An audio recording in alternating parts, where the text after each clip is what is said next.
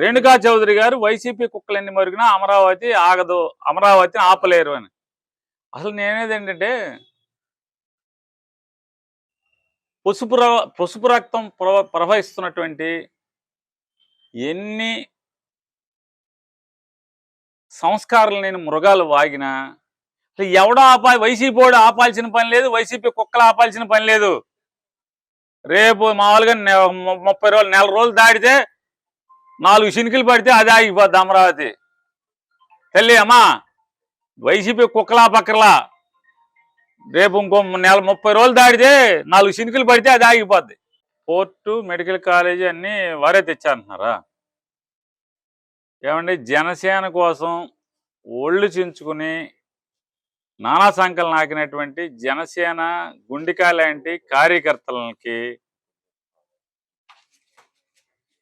ఎమ్మెల్యేని కాదని ప్లాన్ ఇప్పించలేనటువంటి ఆయన, అంటే ప్లాన్ ఇప్పించడం చేత కాదు కానీ ఈ 3 బందర్ ఎమ్మెల్యేని కాదని, అప్పుడున్న బందర్ ఎమ్మెల్యేని కాదని ఇవన్నీ నేను తెచ్చానంటే ఆఫ్టర్ ఆల్ ప్లానే. మున్సిపల్ కమిషనర్ని పిలిచి ఏమయ్యా సక్రమంగా ఉందిగా ప్లాన్ ఇవ్వయా అని ప్లాన్ ఇప్పించలేని ఆయన జగన్ గారితో పాటు క్యాబినెట్లో పక్కన మంత్రిగా ఉండి జగన్ గుండిగా ఉన్న నానిని కాదని, నానికి తెలియకుండా ఇవన్నీ తెచ్చేసాడు, నమ్మేసేయాలి. ఎవడే అమ్మాయికుడు? జనసేన వాళ్ళందరూ చెబుతున్నారు, జనసేన వాళ్ళందరూ ఏమో పెద్ద పోటుగాడి పనోడు అనుకున్నాం. ఏం లేదు, కబుర్లు తప్పితే మాటలు కోటలు దాడతాయి తప్పితే ఏముండవు. మసీదులకి, చర్చిలకి కోట్లు లచ్చలు చాలా ఇప్పటికి ఉన్నాయి. ఈ పాపం జనసేన కార్యకర్త ఎప్పుడు ఆ లిస్టులో ఒకటొకటి చేసుకుంటూ వచ్చేప్పటికి ఇక ఇతని ఇల్లు మామూలుగా ఇక అయిపోయినట్టు, ఇల్లు కట్టినట్టే లెక్క అని చెప్పినది ఉంది. ఎందుకు పాపం ఈ కర్మ అంతా ఎందుకు వచ్చింది జనసేన కార్యకర్తలకి? జెండా మోసి, పల్లకి మోసి, భుజాలు కాయలు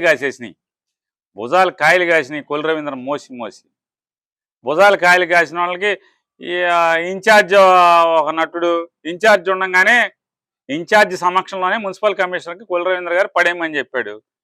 సాక్షాత్తు జనసేన బందర్ ఇన్ఛార్జ్ ఉండగానే ఛాలెంజ్ చేస్తాను, ఇన్ఛార్జ్ ఉండగానే చెప్పాడు పడేయమని చెప్పని. దిక్కులేదు. మళ్ళీ డబల్ డ్రామాలు కదా ఇవన్నీ.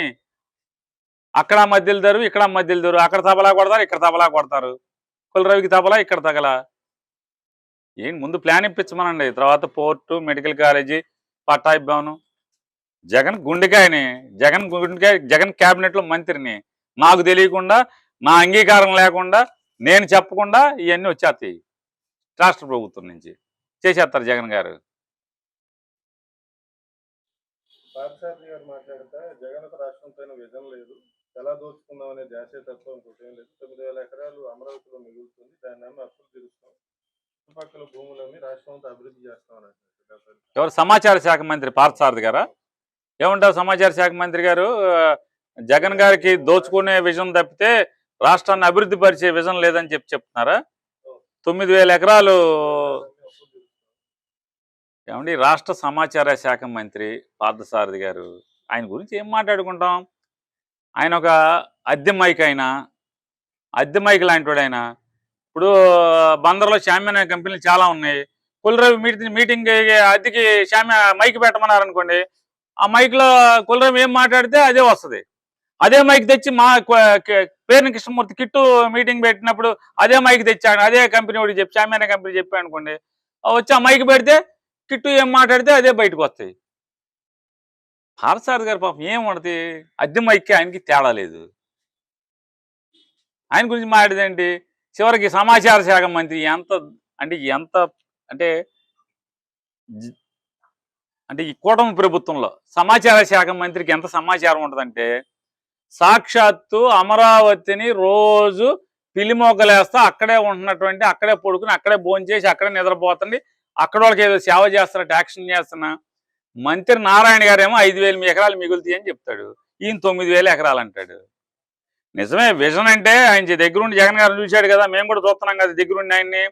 విజన్ అంటే ఓ పెద్ద రబ్బీస్ గుట్టని, 40 ఎకరాల రబ్బీస్ గుట్టని కొనుక్కొని గవర్నమెంట్ దగ్గర తీసుకుని దాంట్లో కరెంటు ఫ్యాక్టరీ కడతానంటే అది విజను.